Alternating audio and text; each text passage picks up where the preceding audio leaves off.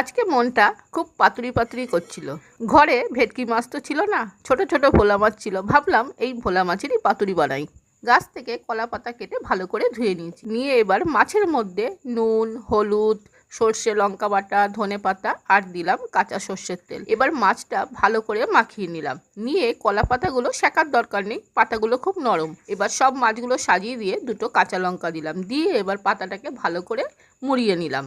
যে কোনো ছোট মাছের দেখবেন বন্ধুরা পাতুরি খেতে ভালোই লাগে, খারাপ লাগে না। কলা পাতাটা ভালো করে দড়ি দিয়ে বেঁধে নিয়েছি। কলা পাতাটা ভালো করে বেঁধে নিতে হবে, নাহলে কি হবে, ঝোলটা বেরিয়ে যেতে পারে। এবার গ্যাসের মধ্যে ফ্রাই প্যান বসিয়ে সর্ষের তেল দিয়েছি। সর্ষের তেল দেওয়ার পর পাতুরিটা দিয়ে ঢেকে দিলাম। কিছুক্ষণ পর ঢাকাটা তুলে আর এক পিঠ উল্টিয়ে দিলাম। আর গ্যাসের ফ্লেমটা একদম লো করে রেসিপিটা রান্না করেছি। সুতোটা কাঁচি দিয়ে কেটে নিলাম। এবার পাতুরিটা কত সুন্দর হয়েছে আপনাদের দেখিয়ে দিই। কলা পাতাটা খোলার পর যা গন্ধ বেরিয়েছে, মনে হয় এখনই এক থালা ভাত নিয়ে বসে পড়ি। রেসিপিটা ভালো লাগলে